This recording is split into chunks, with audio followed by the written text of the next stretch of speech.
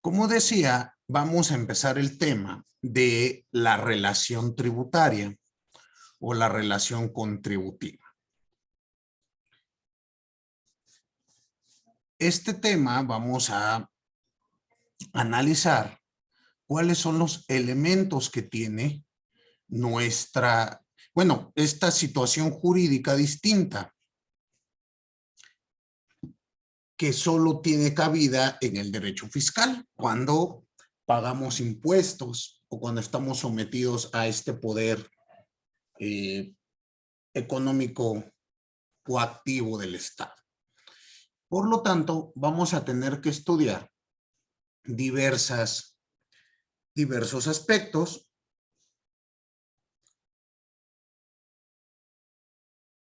dentro de ellos los elementos subjetivos y objetivos de la relación contributiva. Muy bien. Pensemos entonces lo siguiente. Lo primero que vamos a analizar son los elementos subjetivos. Es decir, cuáles son los sujetos que intervienen en la relación.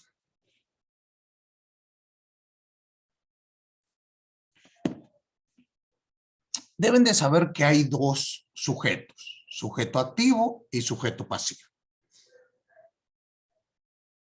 Al sujeto activo también se le conoce como acreedor de la obligación fiscal. Y al sujeto pasivo se le conoce también como el deudor de la obligación fiscal. Vamos a analizar estos elementos. Empecemos con el sujeto activo. El sujeto activo, vamos a ver que será siempre un sujeto público. Es decir, un miembro del Estado.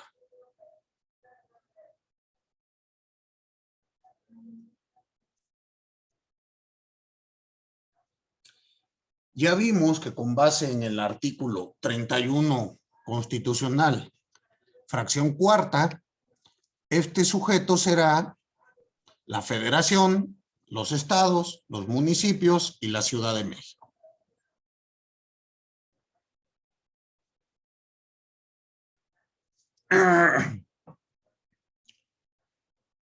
Este sujeto activo, o estos sujetos activos, mejor dicho, estarán facultados para exigir y recaudar las contribuciones.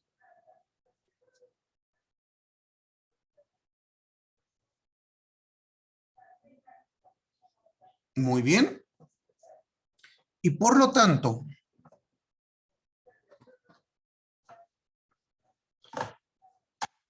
podemos concluir que los estados, la federación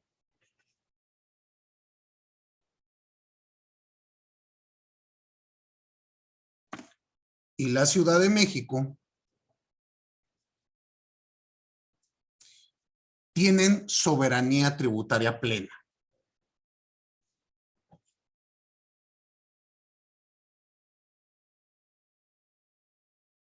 Los municipios no van a tener una soberanía plena, tienen una facultad tributaria subordinada a los estados.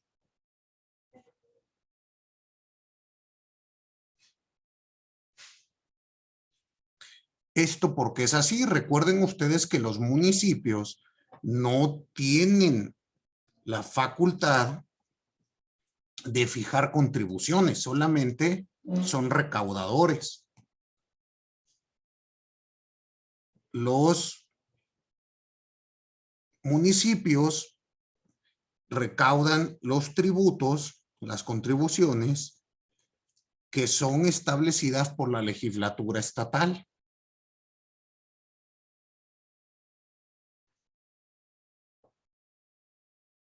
Muy bien. Pero entonces vamos a tener que este sujeto siempre será el Estado. ¿Quedó claro?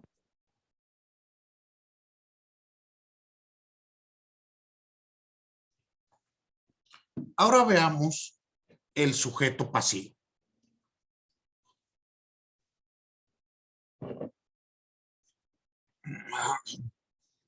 Decía yo, también llamado el obligado en la relación tributaria.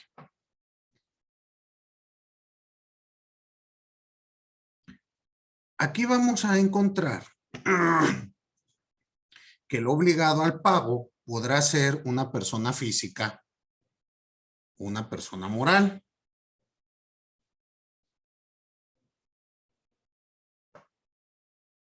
Podrá ser mexicana o extranjera.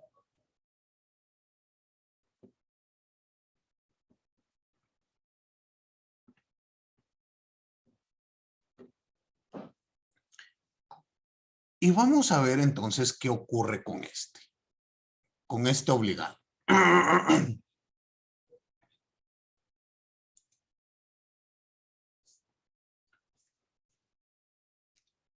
Vamos a decir que el sujeto pasivo podrá recaer en una persona física, que es, vamos a decir, un caso muy, muy común, ¿no? Todos y todas nosotros pagamos impuestos, pagamos contribuciones. Pero también va a caer en personas morales privadas. Como lo es en los casos de asociaciones, sociedades mercantiles, civiles.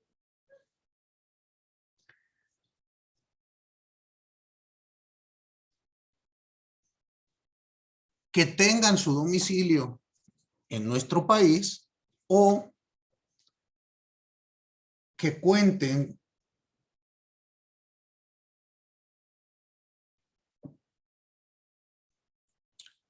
con su residencia en nuestro país, aunque sean extranjeras.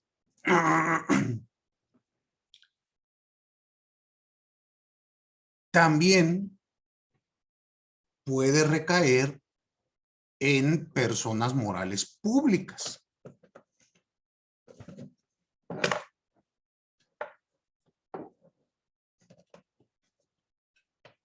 ¿Cómo es esto? Bueno, pues piensen ustedes en el caso de Petróleos Mexicanos. Pues ustedes ¿saben si Petróleos Mexicanos tiene que pagar impuesto? Por ejemplo, de la venta que hace de los barriles de petróleo.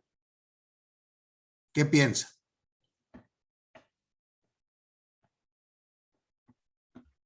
Paga una Que serie de sí, impuestos por extracción y otros conceptos más, ¿no? Pero, o sea, desde los derechos de extracción empieza o inicia pagando impuestos. Exactamente, contribuciones, paga distintos tipos de contribuciones. Entonces, lo mismo ocurrirá, bueno, tienen que ser organismos públicos descentralizados del Estado con personalidad jurídica independiente. Entonces, el Instituto Mexicano del Seguro Social también paga impuestos. Ahora, también será sujeto pasivo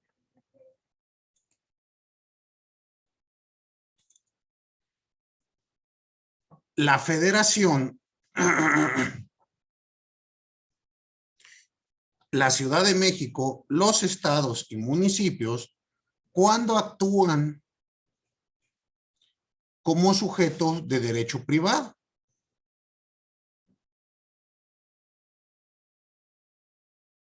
Es decir,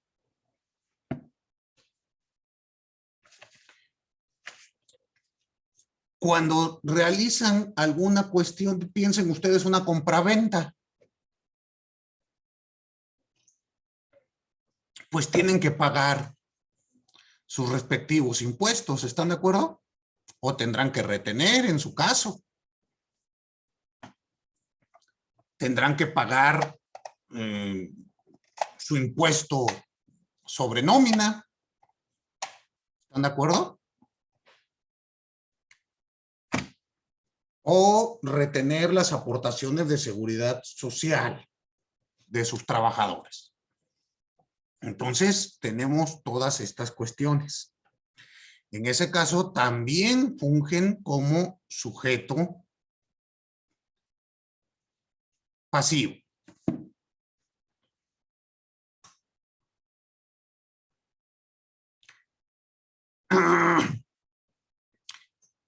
Ahora,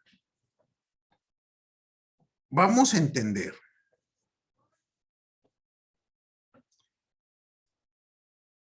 que el sujeto pasivo es la persona, ya sea física o moral,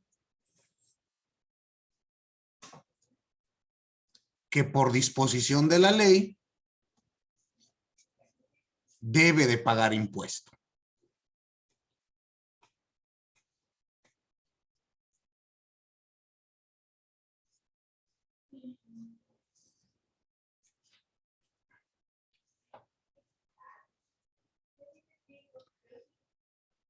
Y vamos, al hablar del sujeto pasivo, pues nos lleva a analizar el tema de la responsabilidad en materia fiscal.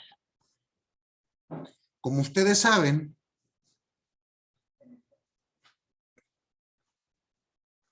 esta relación contributiva se crea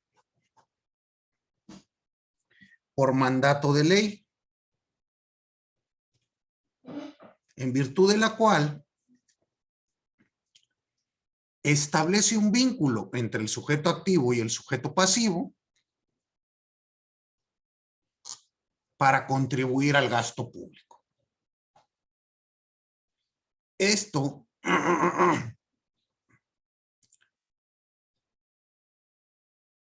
nos va a llevar a entender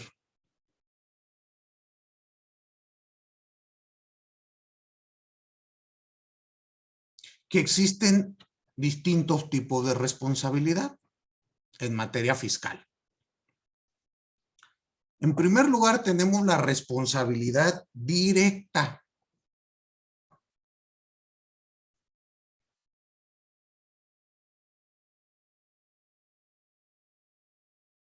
Vamos a decir que la responsabilidad directa es la que tiene el sujeto pasivo de un crédito fiscal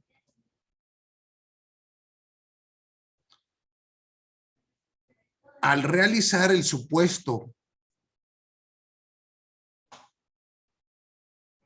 que la ley tributaria señala y origina la carga de contribuir, es decir, de pagar. Esta responsabilidad directa, piensen ustedes, es cuando vamos a la tienda y compramos unas papitas. ¿Están de acuerdo? Nosotros ahí estamos con esta responsabilidad directa. Pero a su vez va a existir una responsabilidad indirecta.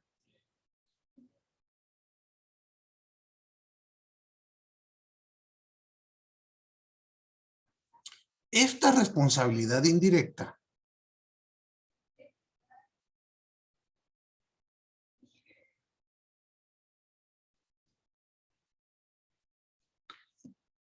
es la que asumen quienes por disposición de la ley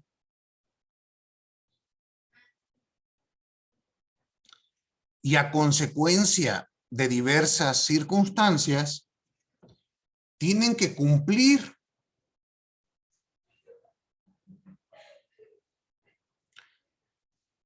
con una obligación fiscal.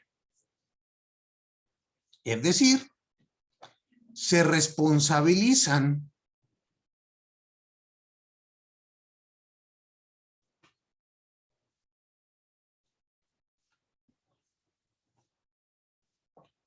de diversas formas para el cumplimiento, bueno, para garantizar el cumplimiento de la obligación fiscal. ¿Qué quiere decir? Que estos sujetos no realizan directamente el hecho imponible, sino es por disposición de ley que adquieren la carga de contribuir. Veremos así que existe responsabilidad solidaria, responsabilidad sustituta, responsabilidad objetiva y responsabilidad por garantía, que son otros tipos de sujetos pasivos. Hablemos un poquito de ellos.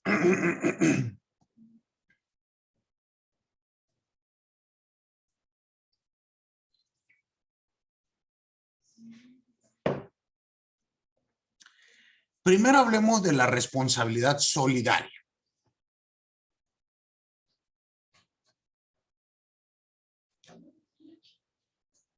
Esta es aquella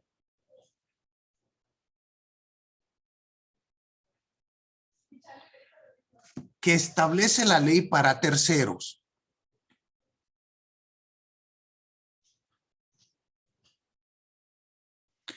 A los que le impone determinadas obligaciones secundarias.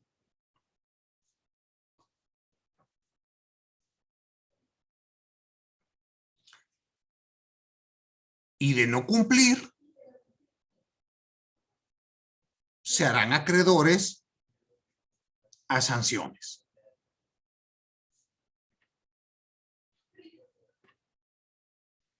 ¿Qué ejemplo me pueden dar de este tipo de responsabilidad solidaria? ¿Cuál les llega a la mente?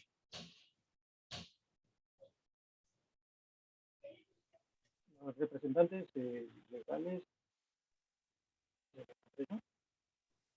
Te escucho muy lejos, Israel. ¿Me dijiste representantes legales de qué? ¿De las empresas? Ok, a ver, ¿qué más? O, por ejemplo, ahora los contadores, los asesores contables también en determinadas situaciones pueden responder solidariamente con el cliente. Ok. Alexis, dime. Para este caso yo considero que son los notarios, ¿no? Notarios públicos, un ejemplo más claro.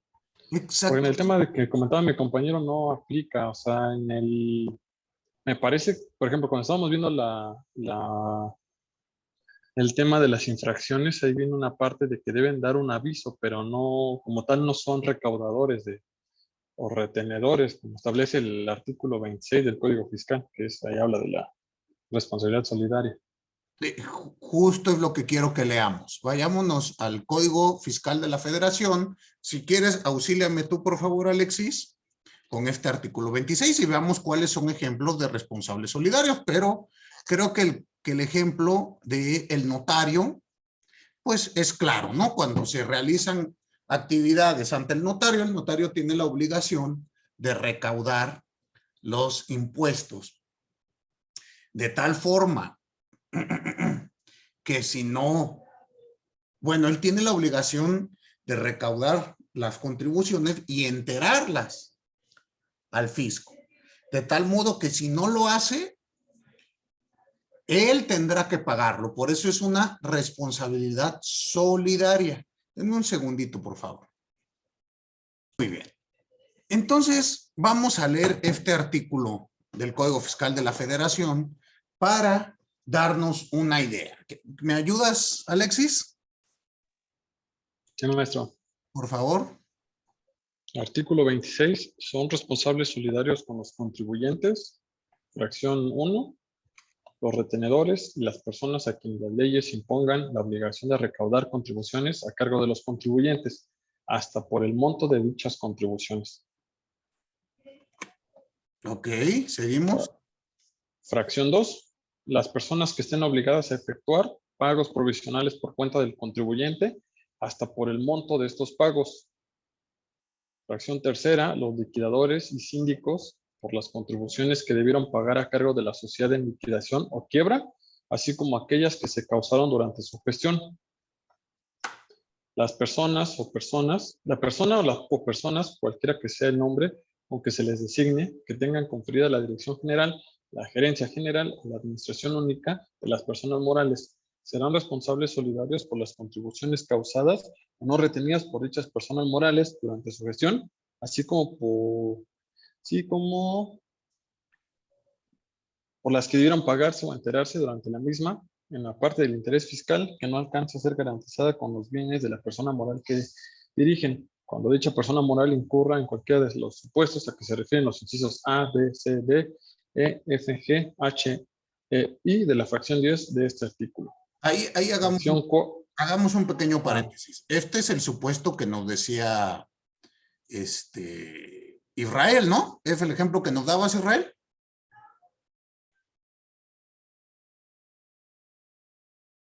¿O entendí mal? Sí, maestro, sí. Es este. Bueno, sí.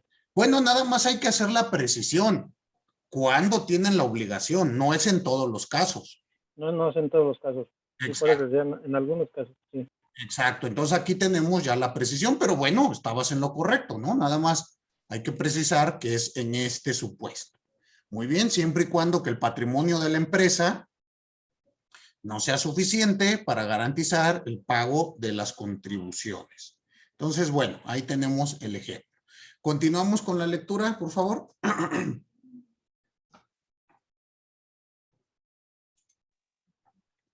Fracción 4. Marta. Los adquirientes de negociaciones respecto de las contribuciones que se hubieran causado en relación con las actividades realizadas en la negociación cuando pertenecía a otra persona, sin que la responsabilidad exceda del valor de la misma. Ok. Bueno, ya lo demás ustedes lo van leyendo, son como 20 fracciones, entonces nada más quiero que ustedes se vayan dando idea de todos los tipos de responsables solidarios. El último párrafo, por favor, Alexis, que esto sí nos interesa. ¿Qué incluye esta obligación solidaria? El último párrafo de este artículo.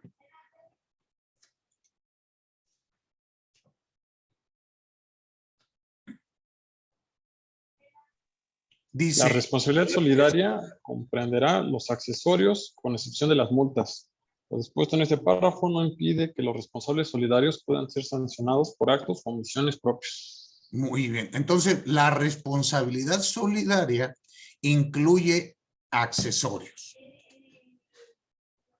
Solamente se excluye multas, pero de ahí en fuera recargos y actualizaciones van a ser parte de la responsabilidad solidaria. Entonces, vean ustedes que es una responsabilidad pues muy fuerte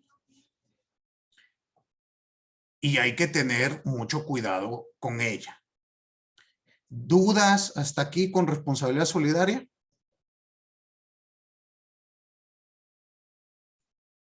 Ninguna. Muy bien. Veamos entonces la responsabilidad sustituta.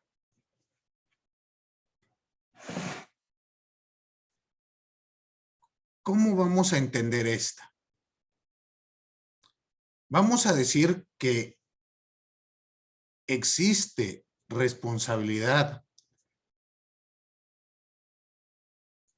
sustituta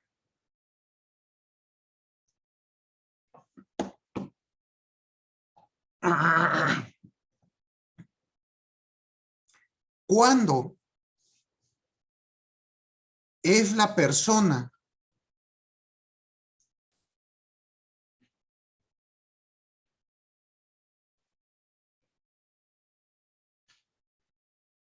la que asume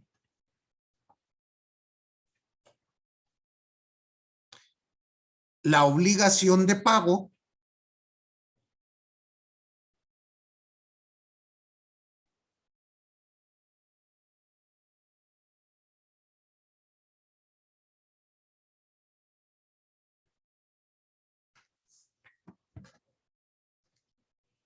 de manera directa y personal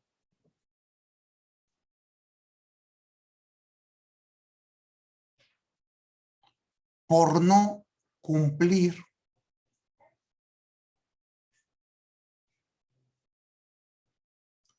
con obligaciones legales establecidas en la norma fiscal. Es decir,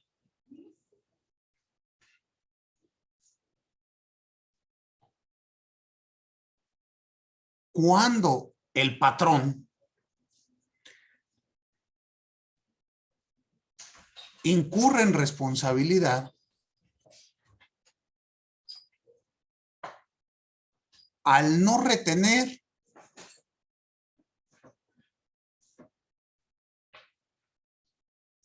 y enterar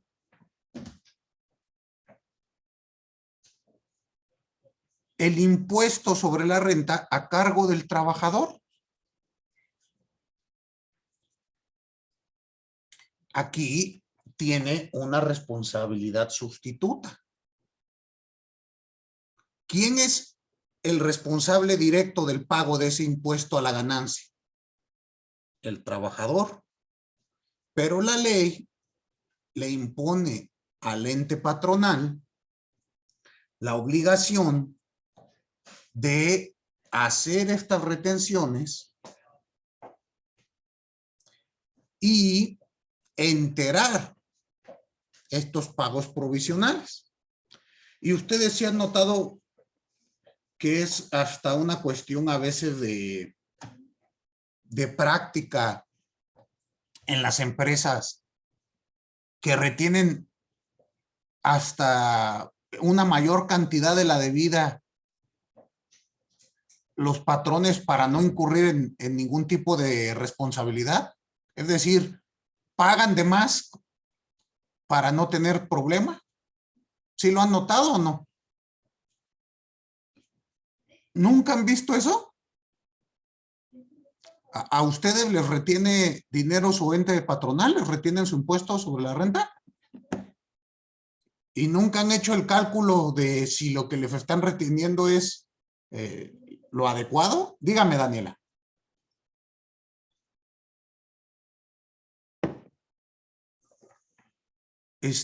No le escucho.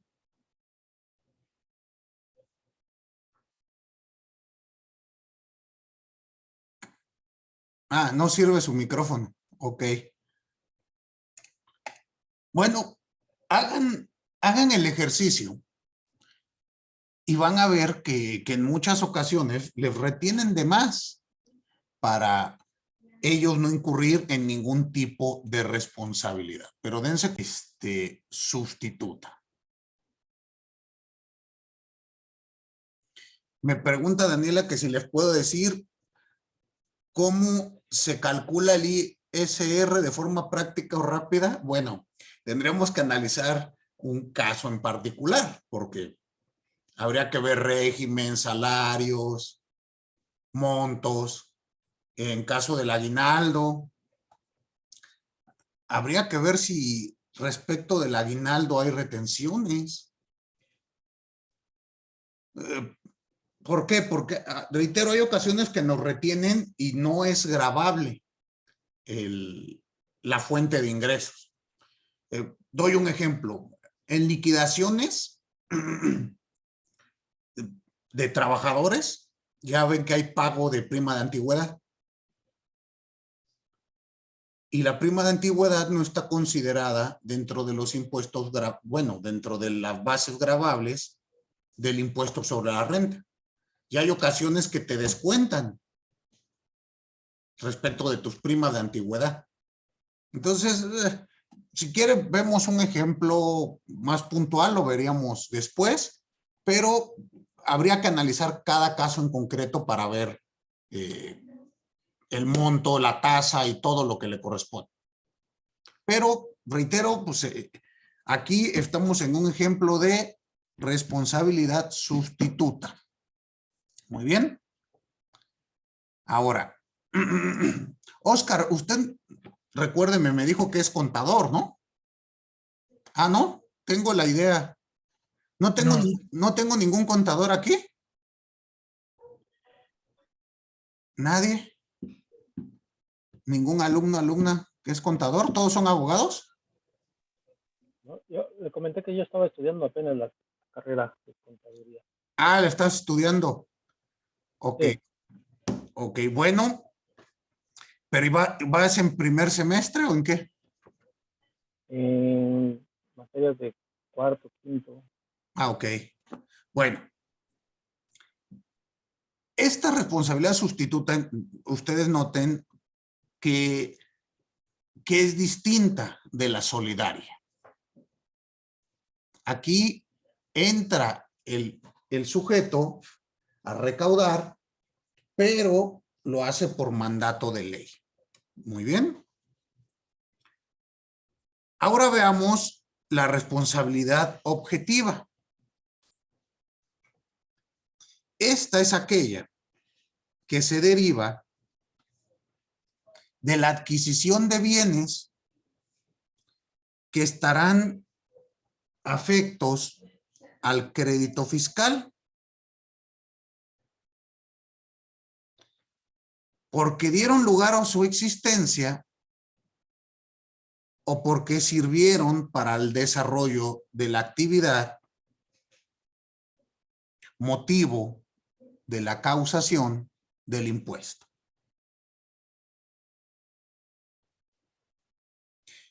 Piénsenlo de este modo.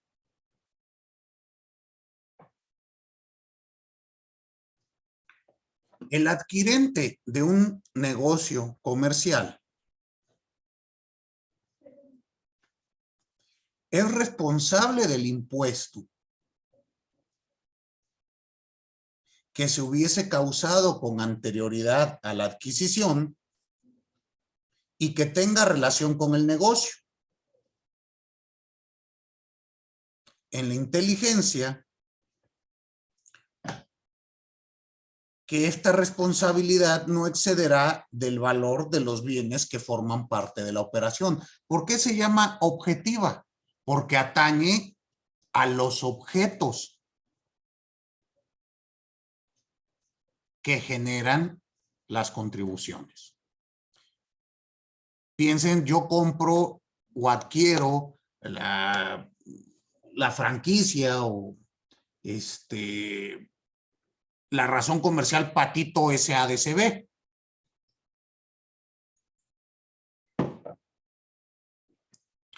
Pues si tiene algún tipo de adeudo de contribuciones, pues tengo responsabilidad de pagarlas. ¿Sí queda claro?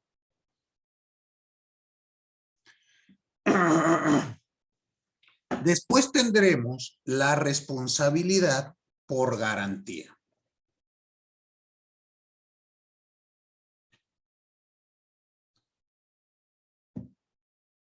Esta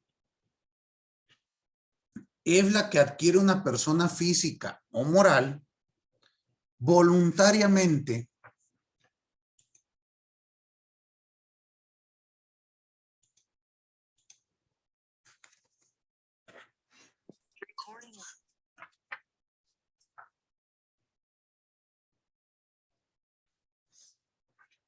respecto de un bien de su propiedad o para otorgar una fianza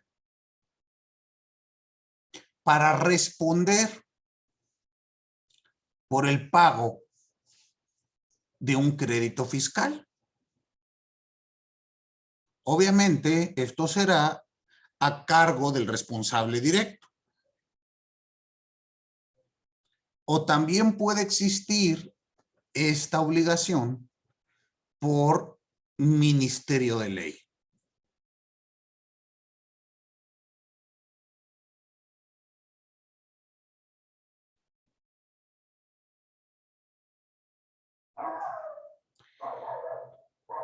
Muy bien. ¿Quedó clara esta? Es cuando un tercero asume la obligación de pago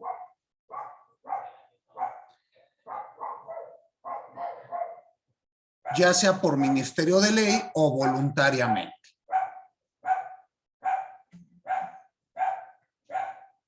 Ahora, el artículo 26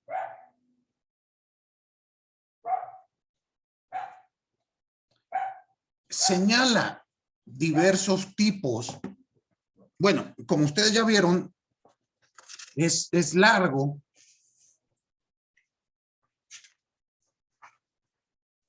Y denomina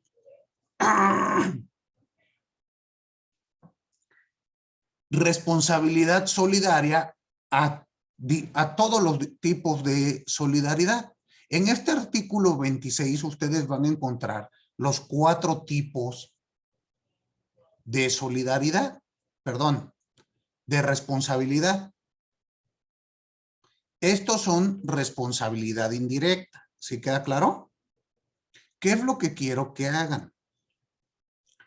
Que categoricen las diversas fracciones. A modo de ejercicio de tarea, ustedes analicen este artículo y me digan, maestro, la fracción, voy a inventar, la fracción 1, 5, 19 y 23 son responsabilidad en garantía. Y que hagan el resto con todas las fracciones de este artículo. ¿Sí queda claro? Esto me lo pueden mandar al WhatsApp, en un documento sencillito de Word. Nada más hagan la clasificación. ¿Queda claro? ¿Por qué? Porque el legislador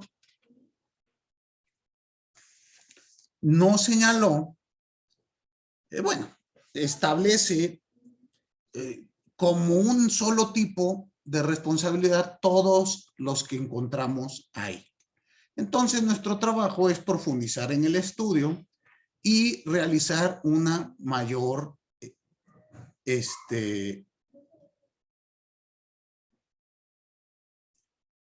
mayor precisión de la materia. Muy bien. Ahora,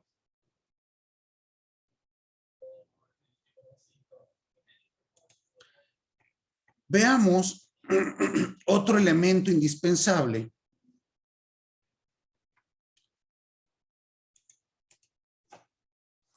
en el sujeto pasivo. Ok, me preguntan en el chat que si puedo repetir el artículo. Es el artículo 26, Código Fiscal de la Federación. Muy bien. Decía, otro elemento fundamental para el estudio del sujeto pasivo, vamos a tener que es el domicilio. Pero propiamente lo que nos interesa aquí es el domicilio fiscal.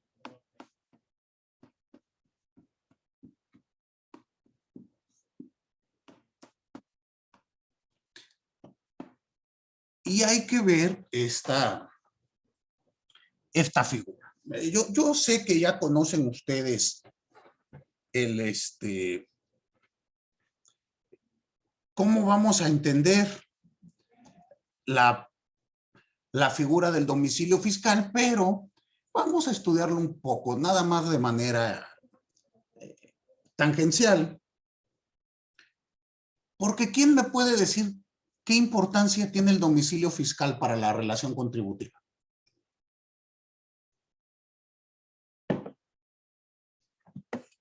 ¿Para qué creen que sirva?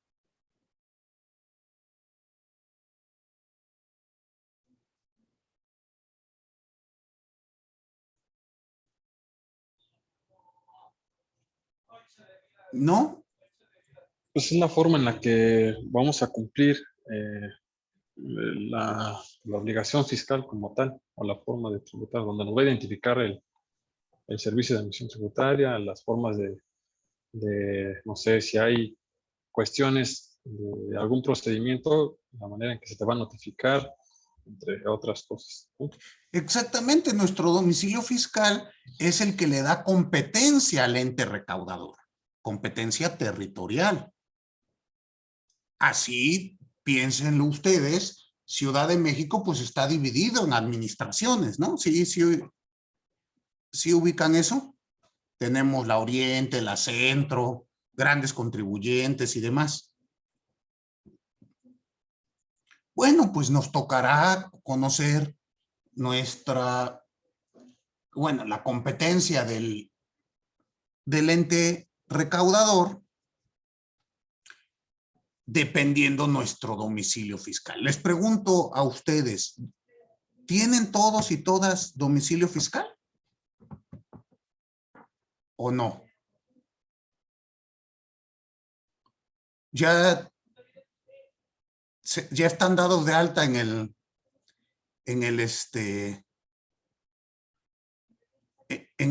servicio, en el sistema de administración tributaria. Muy bien. Y entonces, bueno, conocen ustedes su domicilio fiscal, que a veces puede ser el mismo de su domicilio, digámoslo particular, y hay ocasiones donde no. ¿Están de acuerdo? Entonces, veamos un poquito. ¿Para qué es útil el domicilio fiscal? Pues, pensemos que en el ámbito internacional es útil para conocer en qué país tenemos la obligación de tributar.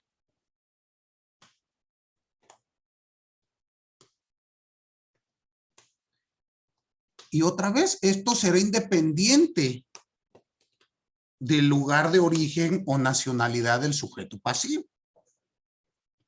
Pensemos, yo puedo ser italiano y tener domicilio fiscal en la Ciudad de México.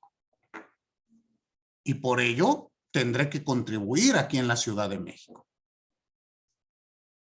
O viceversa, puedo tener mi domicilio en la Ciudad de México, pero mi domicilio fiscal puede pertenecer a otro país. ¿Están de acuerdo?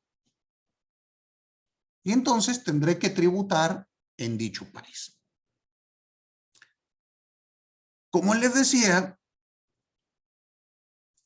a nivel interno, a nivel nacional, el domicilio fiscal nos sirve para determinar la entidad con potestad tributaria que tiene derecho a establecer y cobrar una contribución. Así piensen ustedes. Yo tengo mi domicilio fiscal en la Ciudad de México. Entonces, la potestad para cobrar mi impuesto será de la Ciudad de México y de la Federación. No me puede cobrar impuestos el Estado de México. ¿Están de acuerdo? Entonces, bueno, eso hay que analizarlo. Les decía yo, también va a establecer la competencia de la autoridad hacendaria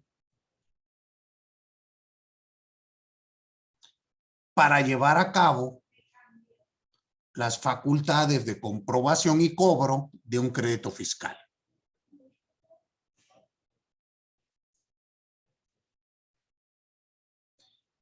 Y como nos decía Alexis también hace un momento, será el domicilio fiscal aquel lugar donde van a realizarnos notificaciones.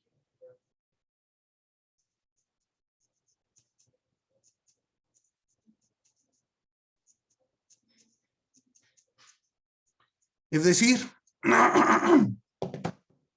será nuestro domicilio donde nos van a practicar las notificaciones personales cuando así lo establezca la ley. Recuerden que ya en muchos casos las notificaciones se hacen por medio de buzón tributario. Pero las que se ordenen que se hagan en nuestro domicilio siempre deberá de ser de este modo. En el domicilio fiscal. ¿Queda claro? Ahora, ¿cuál es el sustento legal o dónde vamos a encontrar reglamentado el domicilio fiscal en el Código Fiscal de la Federación? ¿En qué artículo? ¿Recuerdan?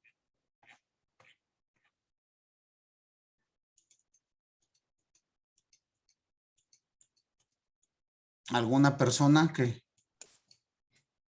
Artículo 10. El artículo 10, justo. ¿Me auxilia a darle lectura, por favor, para que veamos cómo está reglamentado? Claro. Artículo 10. Se considera domicilio fiscal 1. Tratándose de personas físicas cuando se realizan actividades empresariales. El local en el que se encuentre el principal asiento de sus negocios. B. Cuando no realicen las actividades señaladas en el inciso anterior, el local que utilicen para el desempeño de sus actividades. C. Únicamente en los casos en que la persona física que realiza actividades señaladas en los incisos anteriores no cuenten con un local, su casa habitación. Para estos efectos, las autoridades fiscales harán del conocimiento del contribuyente en su casa habitación que cuentan con un plazo de 5 días para acreditar que su domicilio corresponde a uno de los supuestos previstos en los incisos A o B de esta fracción. Siempre que los contribuyentes no hayan manifestado alguno de los domicilios citados en los incisos anteriores o no hayan sido localizados en los mismos, se considerará como el domicilio que hayan manifestado en las entidades financieras o a las sociedades cooperativas de ahorro y préstamo cuando sean usuarios de los servicios que presten estas. 2. En caso de personas morales, cuando sean residentes en el país, el local en donde se encuentre la administración principal del negocio. B. Si se trata de establecimientos de personas morales residentes en el extranjero, dicho establecimiento, en el caso de varios establecimientos, el local en donde se encuentre la administración principal del negocio o en el país o en su defecto el que se designe. Cuando los contribuyentes no hayan designado un domicilio fiscal estando obligados a ello, o hubieran designado como domicilio fiscal un lugar distinto al que les corresponda de acuerdo con lo dispuesto en este mismo precepto o cuando hayan manifestado un domicilio ficticio, las autoridades fiscales podrán practicar diligencias en cualquier lugar en el que realicen sus actividades o en el lugar que conforme a este artículo se considere su domicilio indistintamente.